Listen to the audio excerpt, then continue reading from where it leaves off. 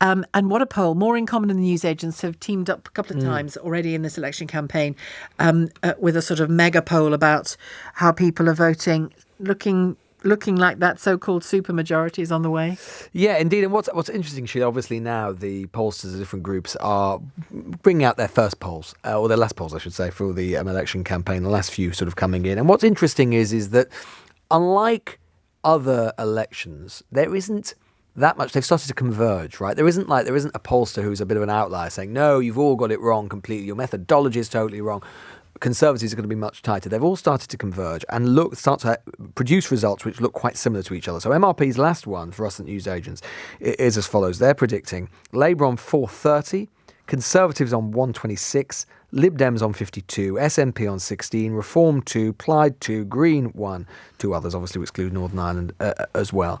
And that would produce the biggest majority for any party in any parliament since the national government of 1931. It would be a Labour majority of over 200, bigger than Tony Blair got in 97 or 2001, far bigger than anything even Margaret Thatcher got at her pomp or her height in the 80s. So we would be looking at a Labour Party which was completely dominant in Parliament, a Conservative Party which had been reduced to a rump, and where, frankly, Keir Starmer in parliamentary terms, if he was so minded, could do pretty much whatever he wanted.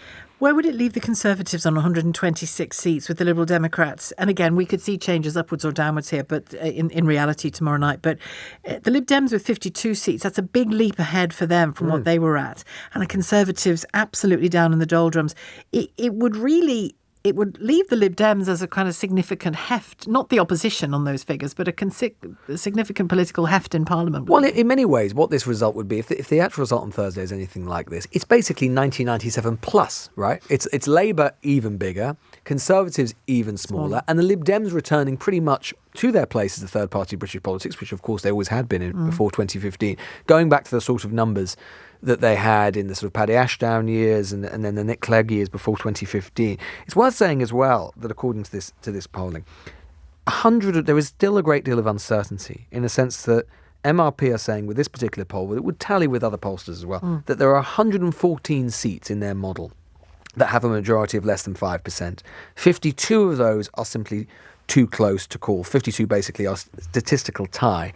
So you could see those numbers, go up to the Conservatives a little bit, but they could also go down. Yeah. And if that happens, particularly if there are lots of two-way contests between the Lib Dems and the Conservatives in the south-east of England. The Lib Dems have very much made that what their election is about, haven't then they? It's possible that maybe the number 2 spot is up for grabs if this model is correct. And that would be a majority of what for Labour? 210? 210, as I say, which would be the worst result for any party since 1930. Well, since 1935, when Labour got only 50 seats in 1935.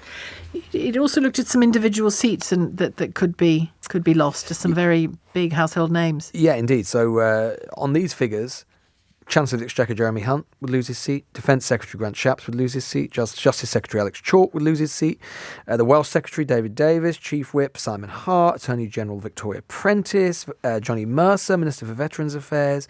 And then there are 7 further cabinet ministers who are in races which would be too close to call. So Penny Mordaunt, Lucy Fraser, the Culture Secretary, Mark Harper, the Transport Secretary, Andrew Mitchell, the Deputy Foreign Secretary, Michelle Donnellan, the Science Secretary, Richard Holden, the Tory Party Chairman, Esther McVeigh even in Cheshire. Look, this is basically all of the cabinet, right? According to these figures, let's put it this way. According to these figures, there is basically not a safe seat for the Conservative Party in this country right now, which is not a sentence that one would ever thought one would say, particularly certainly not 5 years after an 80 majority. Particularly having had an 80-seat victory, majority victory in 2019. And it might reveal why on a different programme, whose name we shall not mention, at 1:00 this lunchtime, a Conservative candidate was asked about who might lead the party beyond the election.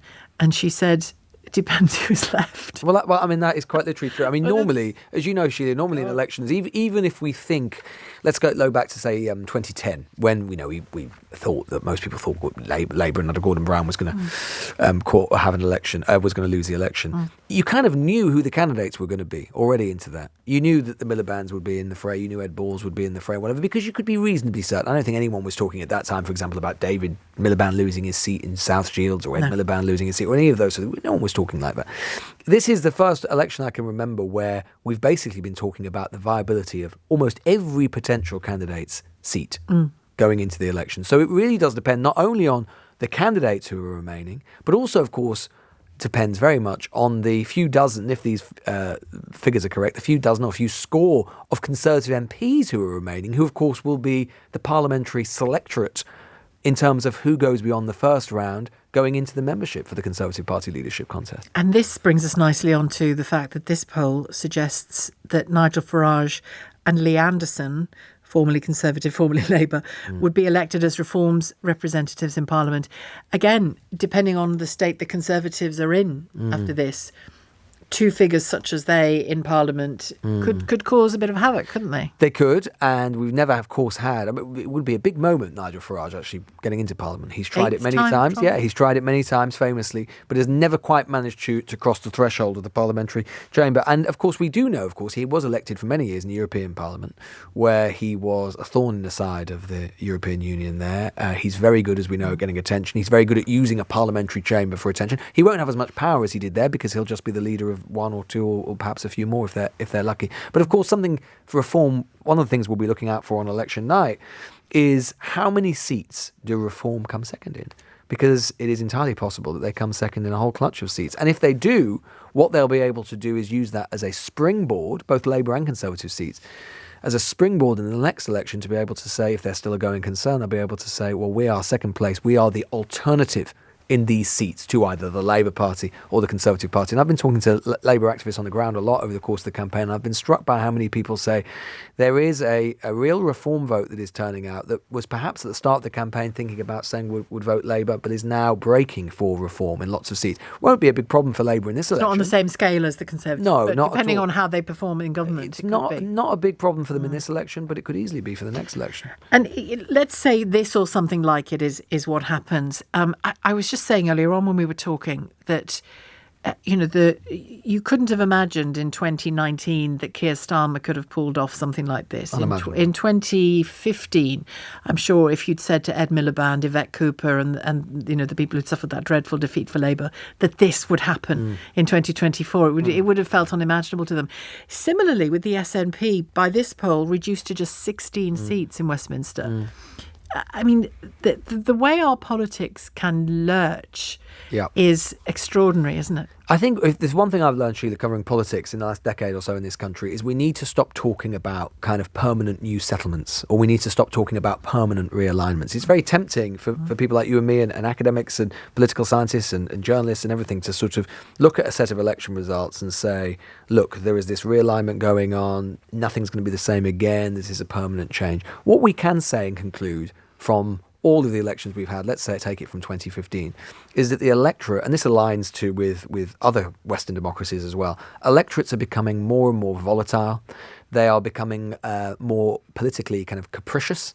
They decide to move. They decide to move more readily between parties. Party identification, which used to be extremely strong in this country. I mean, if you go back to, say, the 1970s. We're a Labour family. We're a Tory absolutely, family. You would be talking actually about tiny percentages of swings, 2 or 3% between Labour and Conservative between elections. And there was a relatively small number of people who were actual swing voters. That is not the case anymore. Party identification with the two big parties has gone down and down and down. And we could be looking in this election at the worst performance for the two main parties cumulatively since before the Second World War. Yeah, somebody like Starmer Starmer himself could get this huge victory, yes, but having won a smaller share of the vote than Corbyn did, for example. Yeah, and I think if we are, on Friday morning, if we are looking at a Labour majority of, say, over 200 on a vote of around 38%, with perhaps Reform winning millions and millions of votes, but only getting 2 or 3 seats for their money, if you like, I think we will be having a conversation about that will be dazzled by the Labour results. But there will be a conversation had in the sidelines about how our system the works. Authority of the government, the legitimacy of the government, and how the system works overall in delivering such an imbalanced outcome. Well, if we can find time during these 7 hours that we're on air together, I'm sure we will. I'd love to talk more about that volatility, that capricious nature of the electorate, because I think that whilst that has some concerns wrapped up in it, it has huge opportunity, I think, wrapped up in it as well. For a change, if a nation needs to change, it's then very interesting. Then its politics need to as well.